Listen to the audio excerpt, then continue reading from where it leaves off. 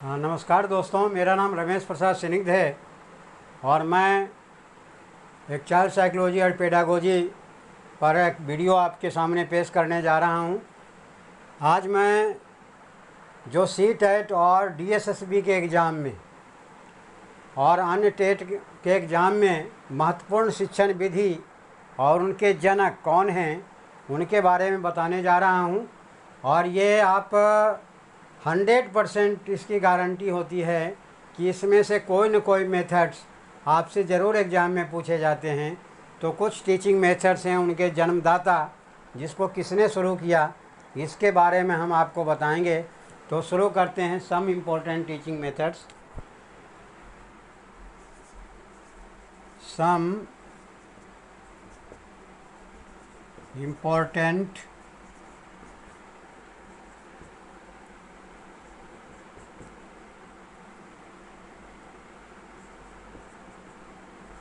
teaching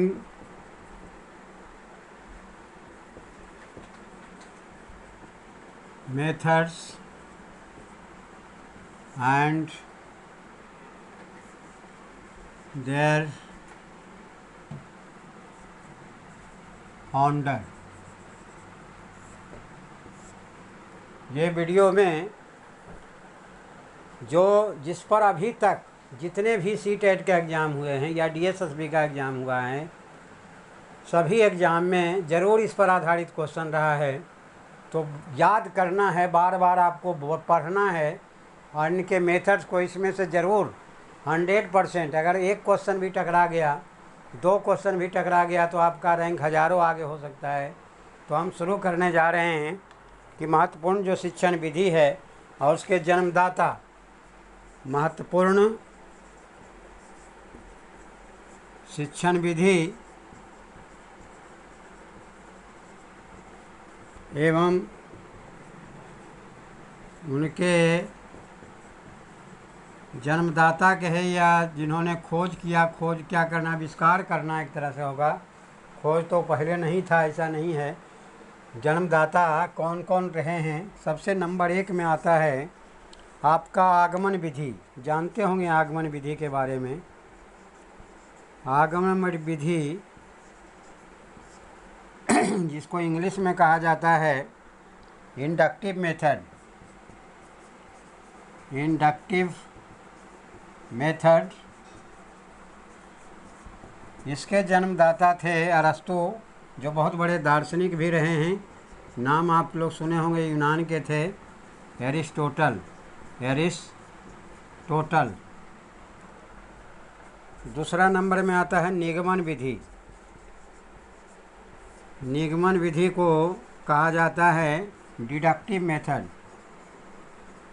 deductive method, इसका भी श्रेय जो है अरस्तु को ही जाता है। तीसरे नंबर में आता है डाल्टन मेथड। डाल्टन विधि, डाल्टन मेथड, इसके जन्मदाता Helen Parkhurst. Helen Parkhurst को जाता है। इसके बाद संवाद विधि, जिसको कम्युनिकेशन मेथड भी कहा जाता है। संवाद विधि, जिसको कम्युनिकेशन यानी संवाद करके जो मेथड जिसका यूज होता है, इसका जन्मदाता प्लेटो को माना जाता है। प्लेटो, यह भी यूनान के ही दार्शनिक थे। इसके बाद है नंबर 5 में प्रयोजन विधि। प्रयोजन विधि जिसको इंग्लिश में प्रोजेक्ट मेथड कहा जाता है, जिसके जन्मदाता थे विलियम किलपैट्रिक। विलियम किलपैट्रिक, ये कई बार आ चुका है, इसीलिए इस पर फोकस रखिएगा। विलियम किलपैट्रिक प्रोजेक्ट मेथड के बारे में कई बार क्वेश्चन आ चुका है सीटेट में। नंबर 6 में आता है मॉन्टेसरी विधि। मॉन्टेसरी विधि मॉन्टेसरी मेथड, इसके जन्मदाता मारिया मॉन्टेसरी को माना जाता है। मारिया मॉन्टेसरी ने शुरू की थी, छोटे बच्चे पर यह प्रयोग किया था। मारिया मॉन्टेसरी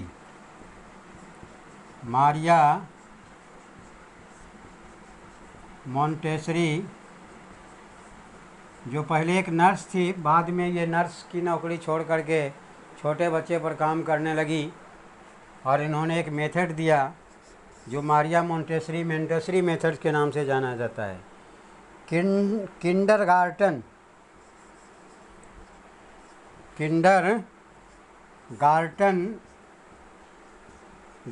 विधि, जिसको किंडरगार्टन कहा जाता है, गार्टन मेथड्स, यह भी छोटे बच्चे के लिए, क्योंकि मारिया मॉन्टेसरी से पहले इन्होंने किया था 1839 में ही फ्रॉवेल ने किया था, FROEBEL, फ्रॉवेल ने किया था। 8वां नंबर में है खेल विधि, जिसको प्लेवे मेथड कहते हैं। खेल विधि, जिसको प्लेवे मेथड कहा जाता है, इसको शुरू करने वाले जो शिक्षाविद थे उनका नाम था हेनरी कुक।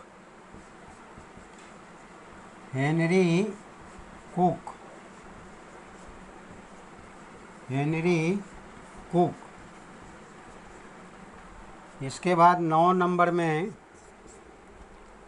प्रश्नोत्तर विधि, प्रश्न उत्तर पूछ करके बच्चों को सिखाना, प्रश्नोत्तर विधि, जिसको कहा जाता है क्वेश्चनायर मेथड, जिसकी शुरुआत अरस्तू ने ही किया था। अरस्तू का बहुत बड़ा योगदान रहा है एजुकेशन के क्षेत्र में, और इनको जूलॉजी का फादर भी कहा जाता है, फादर ऑफ जूलॉजी। सोच लीजिए, दार्शनिक थे, मनोवैज्ञानिक थे, पहले के जो विद्वान होते थे उसमें कई तरह के क्वालिटी होता था, कई तरह का गुण होता था। तो प्रश्नोत्तरी विधि। इसके बाद नंबर 10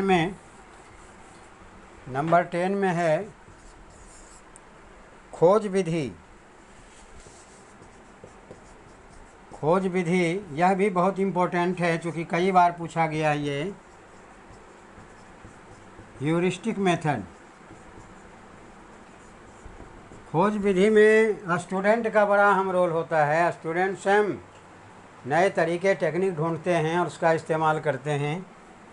तो खोज विधि है, इसके जन्मदाता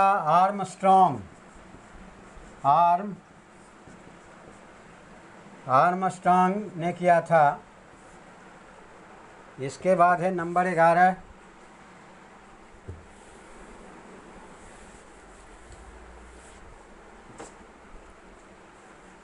बुनियादी शिक्षण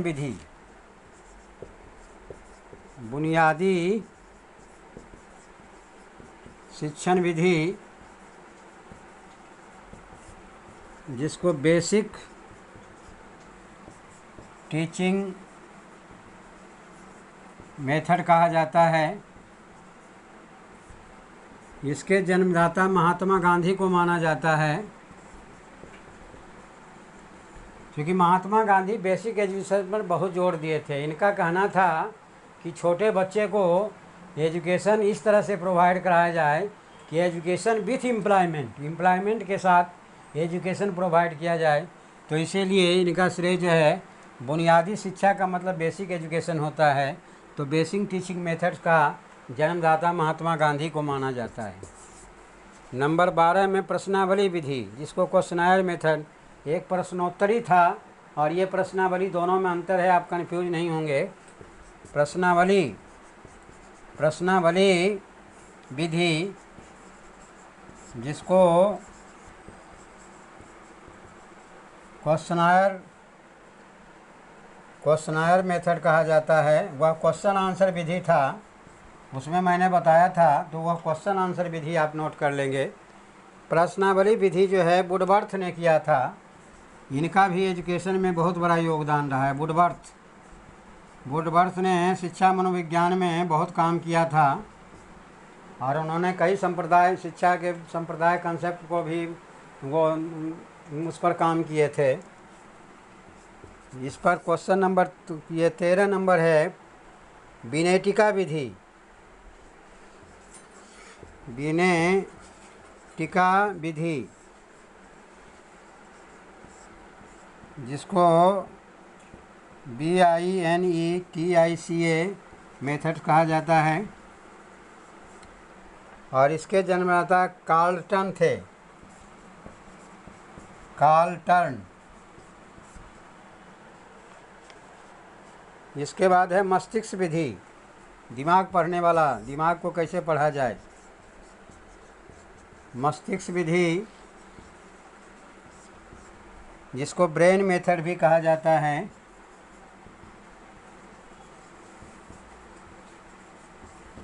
इसके जन्मदाता आसबर्न को कहा जाता है। आसबर्न मैं किसी के मस्तिष्क के उसके मनोदशा को का जिसमें अध्ययन किया जाता है, उस विधि के द्वारा दिमाग को पढ़ा जाता है, किसी के दिमाग को पढ़ा जाता है, वह मस्तिष्क विधि हो गया। नंबर 15 है पर्यटन विधि। यह भी बड़ा इम्पोर्टेंट है, जिसको टूरिज्म मेथड कहा जाता है।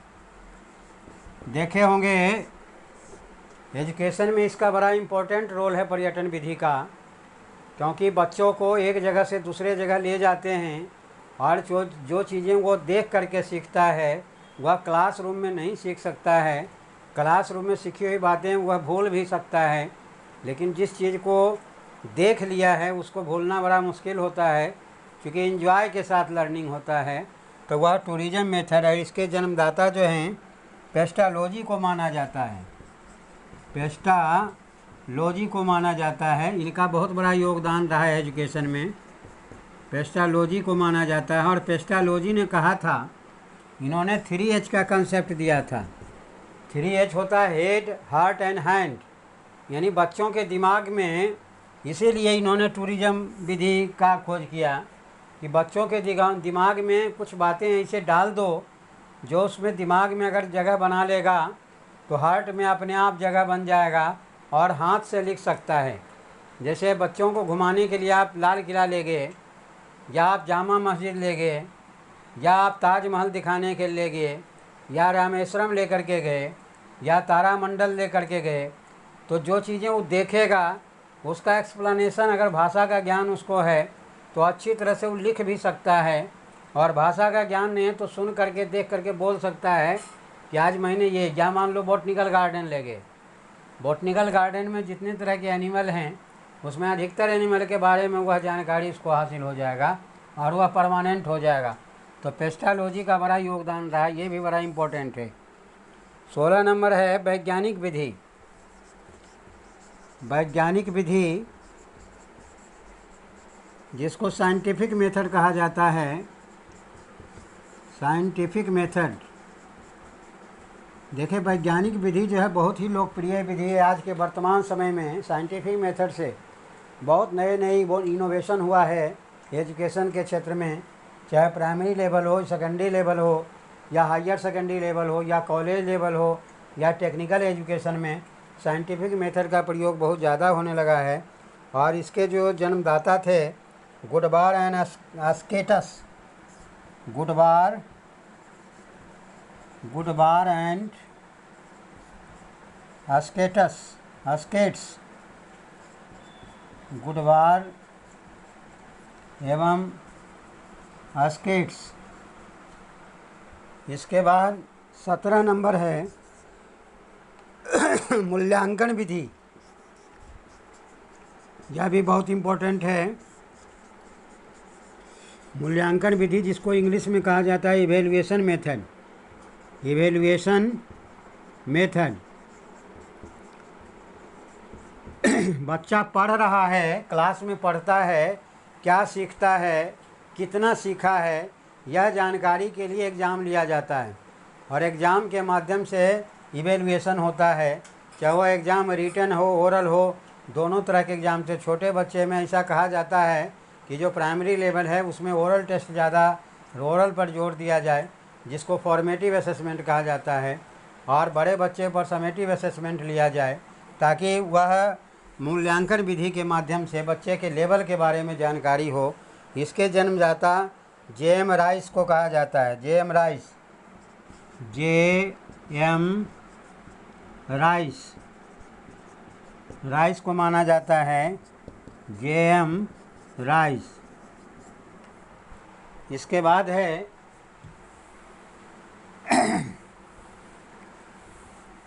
18 नंबर में 18 समस्या समाधान विधि। यह भी बहुत इम्पोर्टेंट है, यह भी क्वेश्चन में आया हुआ है। समस्या समाधान विधि जिसको प्रॉब्लम सॉल्विंग मेथड कहा जाता है। प्रॉब्लम सॉल्विंग मेथड यानी बच्चों के सामने समस्या दी जाती है, उसको कैसे हम सॉल्व करते हैं या उनकी समस्या का समाधान कैसे किए जाते हैं, इस मेथड में बताया गया है। और समस्या समाधान विधि के जन्मदाता सुकरात को माना जाता है, और सुकरात भी बहुत बड़े विद्वान थे। इन्हीं का शिष्य था एरिस्टोटल, उनका शिष्य प्लेटो। तो सुकरात भी बहुत बड़े दार्शनिक थे यूनान के, और इनके थॉट जो है, अगर जीवन में इनके एक थॉट भी सॉरी अगर आप उतार लेते हैं तो आपका जीवन सफल हो जाएगा, क्योंकि बहुत ही प्रेरक बातें जिन्होंने बताई है। इनकी पुस्तक ज़रूर पढ़ना चाहिए, या इनके बारे में जो कोट्स है उसको ज़रूर पढ़ना चाहिए। तो समस्या समाधान विधि के बारे में सुकरात ने दिया था यह मेथड। उसके बाद सूक्ष्म शिक्षण विधि, इस पर भी क्वेश्चन आजकल बहुत आने लगा है। सूक्ष्म शिक्षण विधि जिसको कहा जाता है, जिसको इंग्लिश में कहा जाता है micro teaching methods. Micro teaching method. देखो, एक माइक्रो होता है, एक मैक्रो होता है। मैक्रो का मतलब बड़ा रूप में, माइक्रो का मतलब सूक्ष्म। तो सूक्ष्म शिक्षण विधि के बारे में जिन्होंने दिया था, रॉबर्ट बुश ने दिया था। रॉबर्ट बुश ने दिया था। माइक्रो टीचिंग बहुत इम्पोर्टेंट है, जिसे आपको याद रखना है। और ये टीचिंग मेथड्स को बार बार पढ़ेंगे, एक दूसरे को बताएंगे, अपने आप याद हो जाएगा। ये 20 है, 20वां जो टीचिंग मेथड्स था।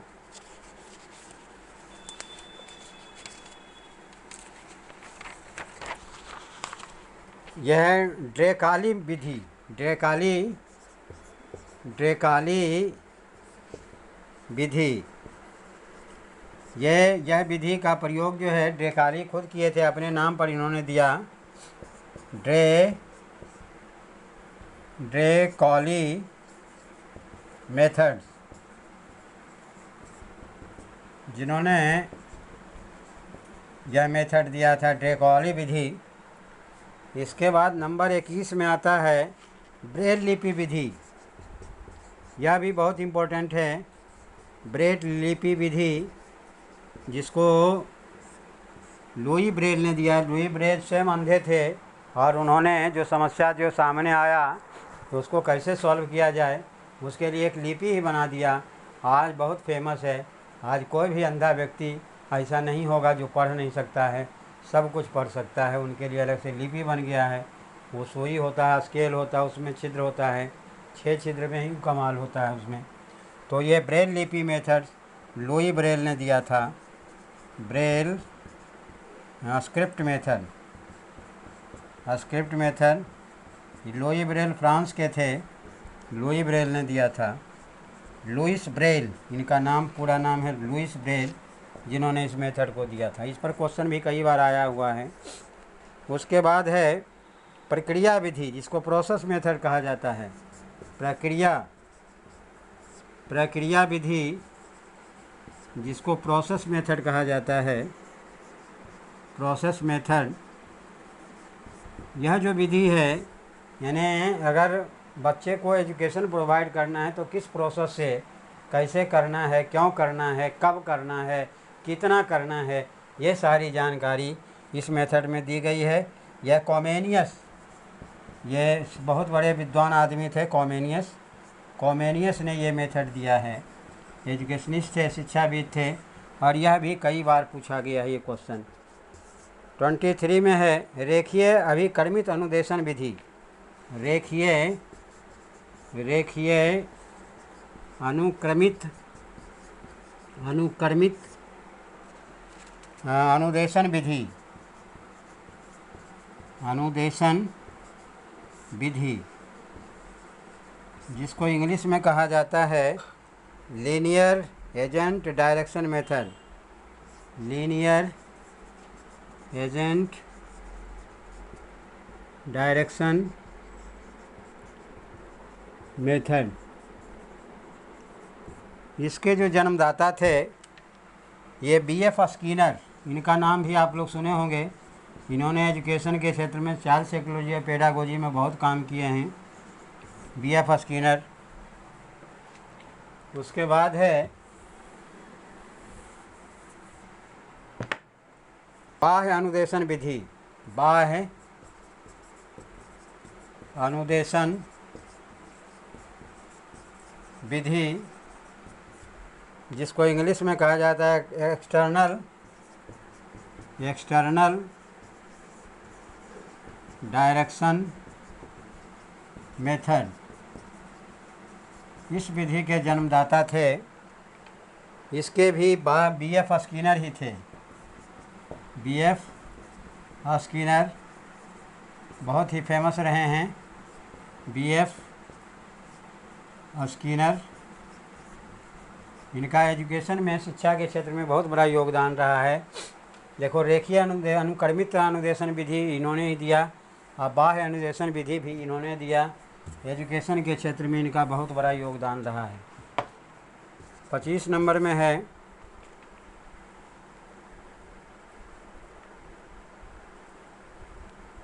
सैन्य विधि। सैन्य विधि, जिसको कहा जाता है डिफेंस मेथड। जिस तरह से डिफेंस में ट्रेनिंग दिया जाता है, उस तरह से बच्चों को कैसे ट्रेन किया जाए, इस मेथड में पढ़ाया गया है। यह बोज एंड ब्लूमफील्ड ने दिया था। बोज एंड ब्लूमफील्ड ने इस मेथड को दिया है। सारेखीय अनुदेशन, साररवीय अनुदेशन नॉर्मन ए क्राउलर ने दिया था। साररवीय अनुदेशन विधि, इसको नॉर्मन ए क्राउलर ने दिया था। तो ये 26 टीचिंग मेथड्स हम आपको बताए हैं, जो बहुत ही इम्पोर्टेंट है, बहुत ही महत्वपूर्ण है। और इस मेथड को याद कर लीजिए, तो इसमें CTET या DSSB में इसके अलावा और नहीं पूछा जाएगा। ये इम्पोर्टेंट मेथड है जो टीचिंग मेथड दिया गया है।